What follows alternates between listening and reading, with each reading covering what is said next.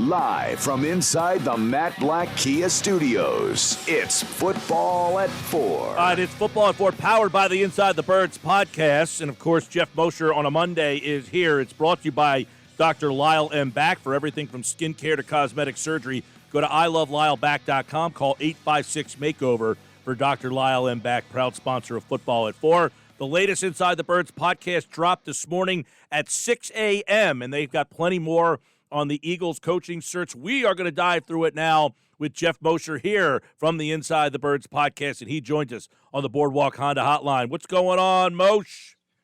Hello, Mike. Hi, Hunter. Hope you guys are doing well. It struck me as I was listening to the intro on the imaging there that you still have Doug Peterson's voice about loving how to coach this team. Yes. We got to freshen that up a little bit. Well, we were a little surprised that Doug all of a sudden got fired, and Sure. we got to fix that up. So let's talk about who might replace him. At this point now, it appears that Josh McDaniels is a clear favorite. Do you have any indication that there's somebody else that might be neck and neck with him? Is there another interview we're waiting on that you still want to see what happens? Or in your mind, is Josh McDaniels going to be the next head coach of the Philadelphia Eagles?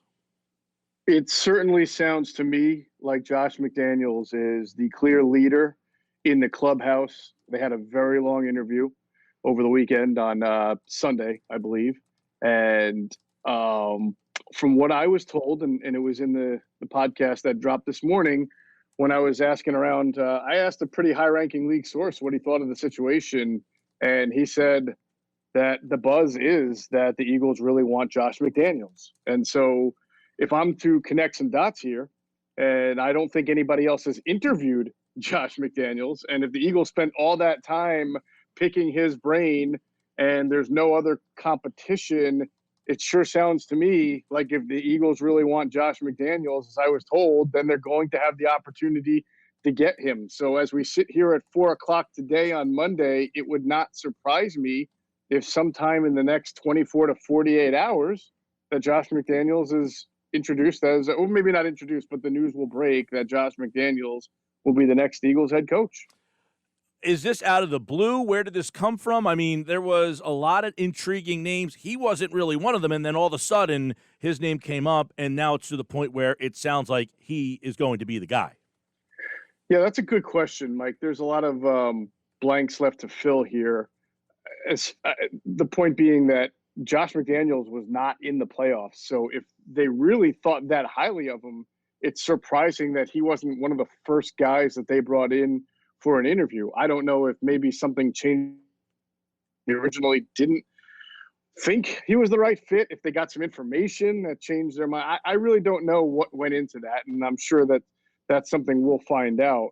What I do know is that Jeffrey Lurie, despite what he says about, and I'm sure he has cast a wide net. I'm sure he's open to hiring a defensive-minded coach, but he has said many times that in order to win in this league, you need an elite offense, a top-5 offense, and of course he's got this quarterback situation with Carson Wentz hovering around the team, and it's clear that most of his candidates, not all, but most, came from that offensive pedigree, and many of them specialized in offense, and I also know that Jeffrey has always felt that the New England Patriots offense, for obvious reasons, was an elite offense, and not just statistically, but in conceptually as well. You know, they were first to be that kind of two tight end team when they had Gronkowski and Hernandez, and they also were among the first to listen to Chip Kelly and get his advice and start to incorporate no huddle and running more plays than every other team in the league. They were known for that a while back.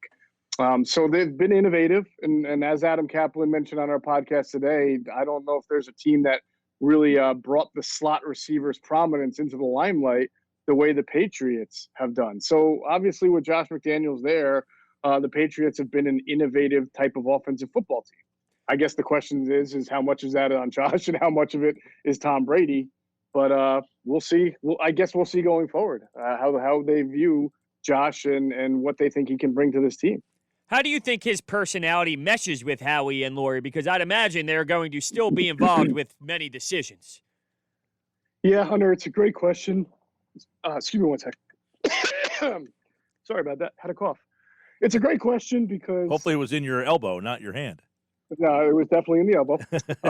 It was a good question. It's a good question because of what happened to him with Denver, where he was kind of known to be a little bit out of his league. He had way too much power given to him at a way young age, and it didn't work out. And then, of course, with the snubbing of the Indianapolis Colts job at the last minute after they'd announced it, that reflected poorly on him, as it should. So obviously you have to do your research when you talk to Josh McDaniels and find out, how much he may have changed or matured since his time as the Denver Broncos head coach. And then B, you have to do your research onto what happened with the Colts situation. There's clearly got to be a backstory there, right? And I think it's up to people who interview him, Eagles especially, to figure out what happened and then decide based on his answer if it was, too egregious or not to think that he's a different kind of person.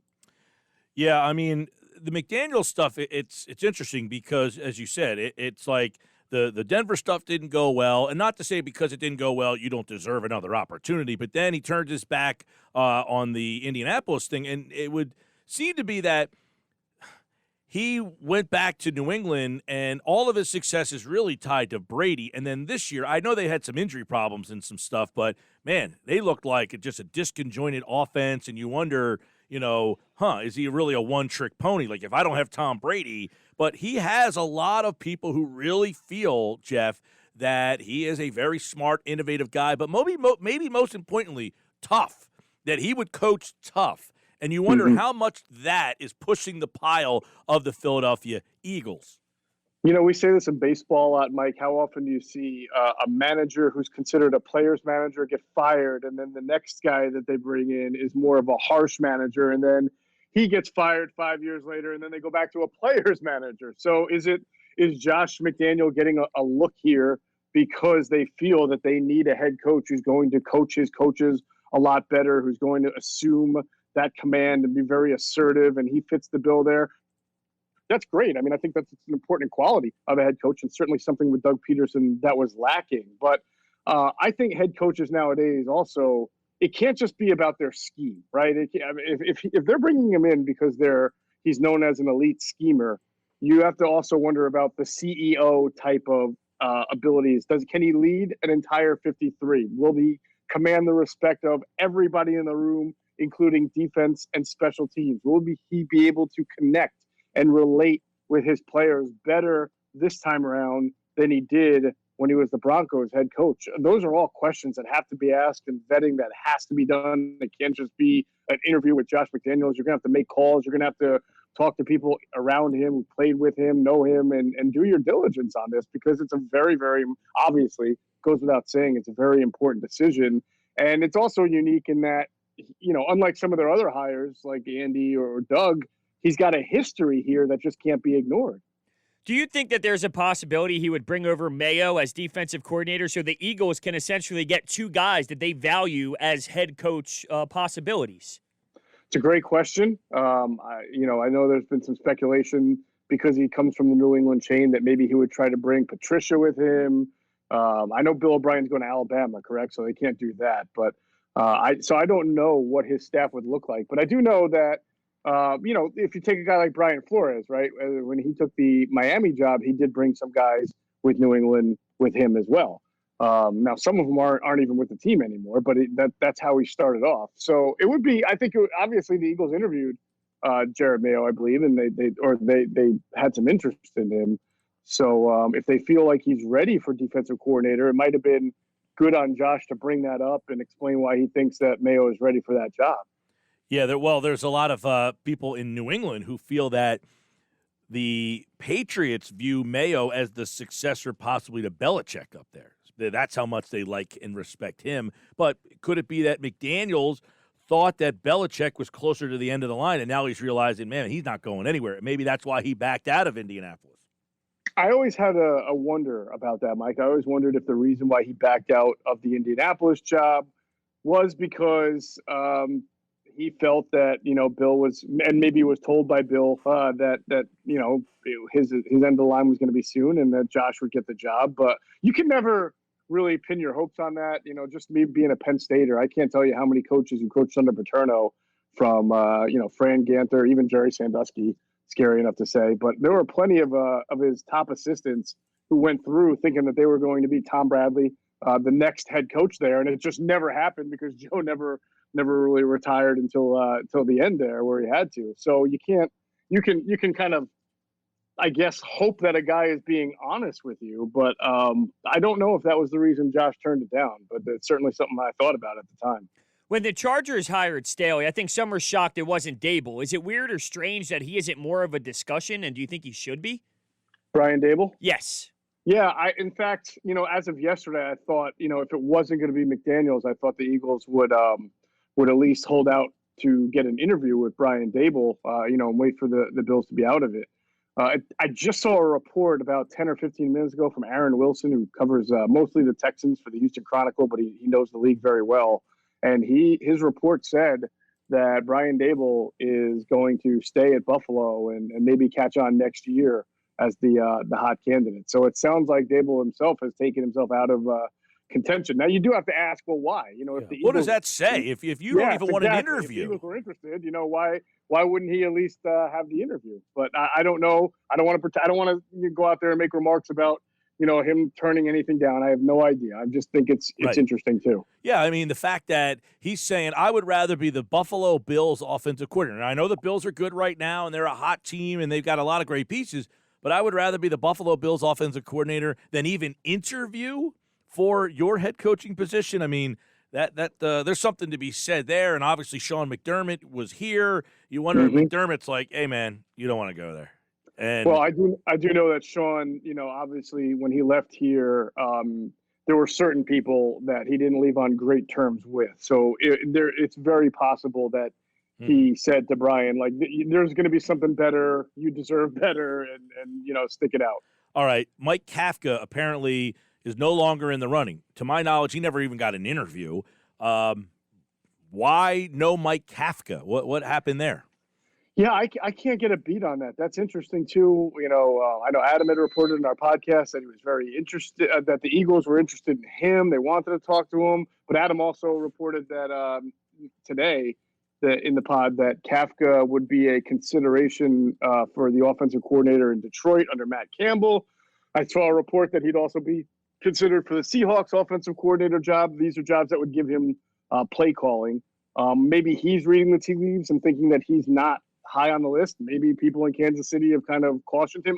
One thing I've said is that I do question the fit, because one reason why Doug was a good fit for Jeffrey and Howie is because Doug was so aggressive and he wanted to be aggressive. I heard that even before he coached his first Eagles game, that, going for two, leaving his offense on the field for fourth down, he was really into that kind of stuff. And Kansas City itself is not a franchise that embraces that as much as Doug did personally. So it was a good fit here.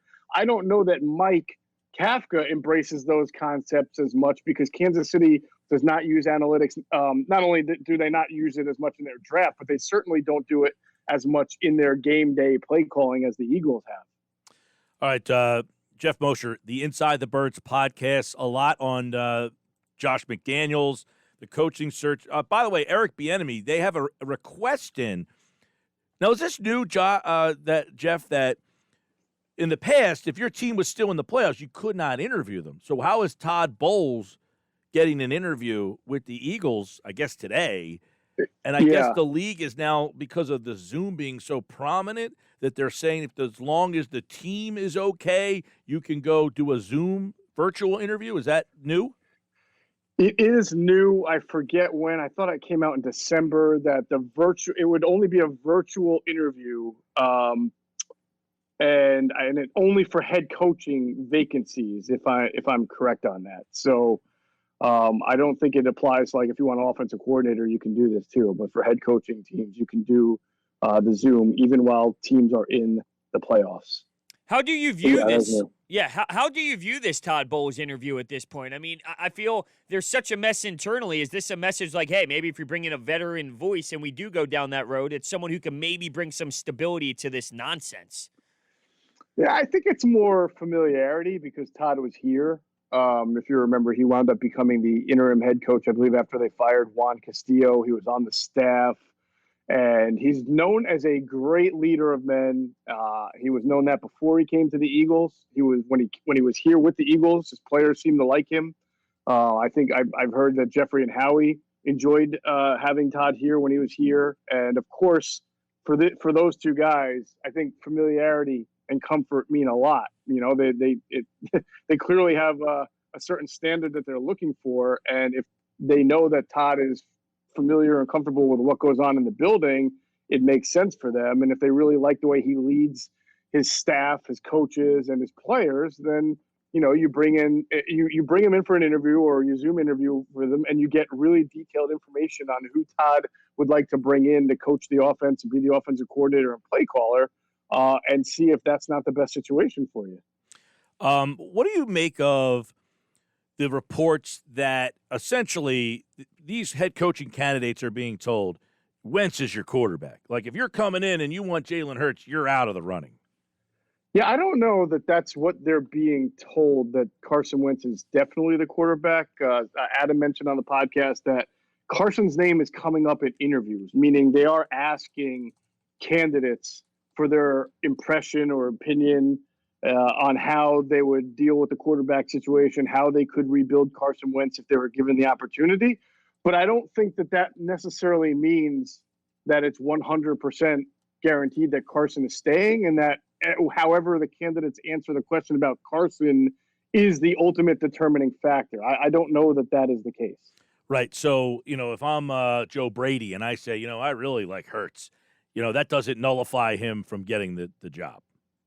It may not. I can't imagine that it would. I mean, considering that this team used a second-round pick on Jalen Hurts, which is probably higher than most teams were willing to go with Hurts, as you heard going into the draft. So I don't think that they've soured on him by any means, and I do think that the Eagles are realistic in that, looking forward ahead, it may be that Jalen Hurts has to be the starting quarterback next year, depending on what happens with Carson Wentz. Somebody could give them the greatest answer in the world on Carson Wentz, but if Wentz has it in his head that he's not coming back and he's going to force a trade out and not show up and make this thing ugly, then it might not matter in the long run. Okay, real quick, before we shift our focus to, that Wentz article, I want to get your take on some of the stuff in there.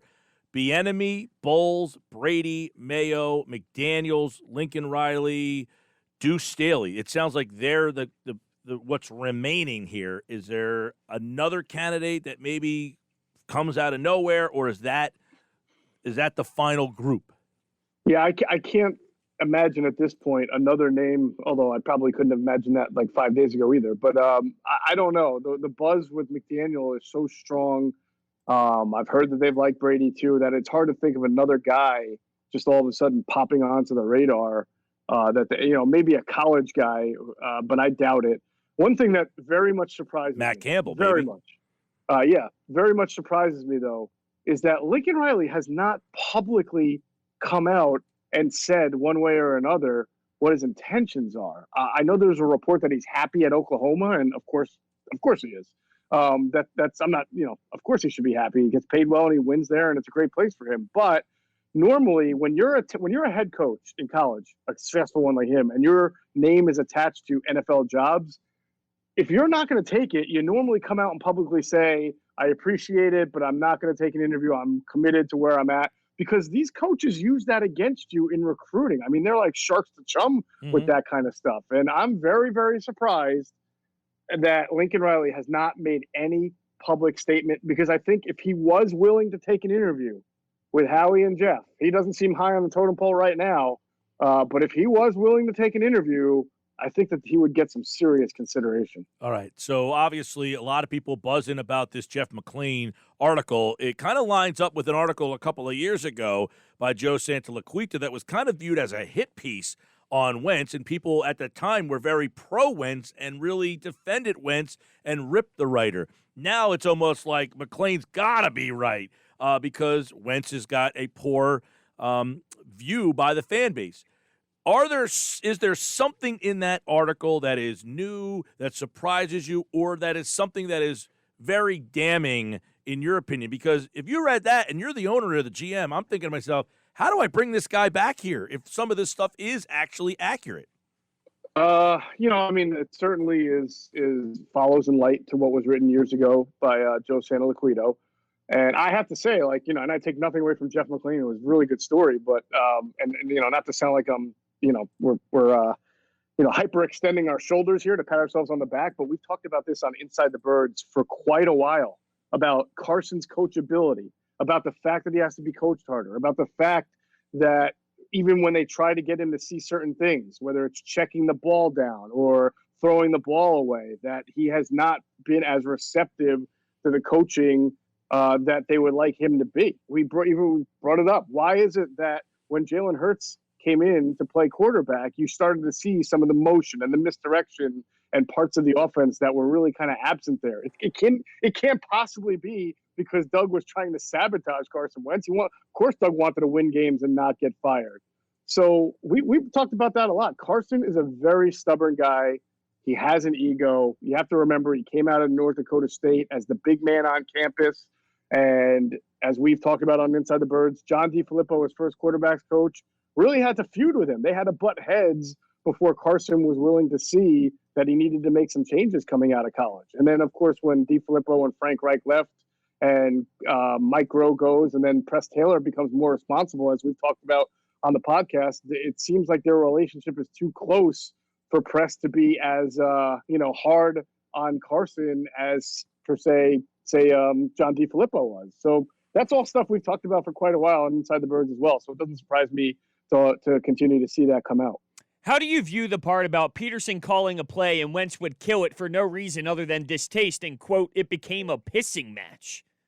Well, I remember during the middle of the season, we started to analyze Doug Peterson's press conferences, right? And one of the bigger questions, week 8, 9, 10, 11 is why aren't you rolling Carson Wentz out a little bit more, right? And what was Doug's response? It was, well, we had some plays there. Sometimes they get changed at the line of scrimmage. Sometimes they get killed. So I remember saying at the time, it feels like this is Doug's way of trying to tell people that he does call certain things and he's trying to get Carson into a better rhythm. But once the play is called at line of scrimmage or changed, then it's out of his hands. Now, I criticize Doug too. You can take back all the autonomy you gave Carson Wentz if you want, but I'm assuming that Doug felt if he did that, that's just going to cause even more of a divide. It felt like a catch-22 there, where that both guys did not do their best jobs to make this thing work better. Geoff Mosher, the Inside the Birds podcast drops Wednesday morning, 6 a.m., the next edition, I should say. It drops every Monday, Wednesday, and Friday at 6 a.m. If you want more of the Inside the Birds guys, they're here at Football at 4 every day. Andrew DeCecco's here tomorrow. Moshe is back on Wednesday. By the time you are back on Wednesday, 4 o'clock, will the Eagles have a head coach? 4 o'clock Wednesday, I think there's a 60 to 70% chance the answer is yes. Oh, okay. All right. Well, we'll keep our eyes on that. And, of course, he, like all guests, appeared via the Boardwalk Honda hotline. Moshe, Wednesday it is. See you guys then. All right. And Football at 4, it is brought to you by Dr. Lyle M. Back. For everything from skincare to cosmetic surgery, go to ilovelylback.com or call 856-MAKEOVER. Dr. Lyle M. Back. Proud sponsor of Football at 4.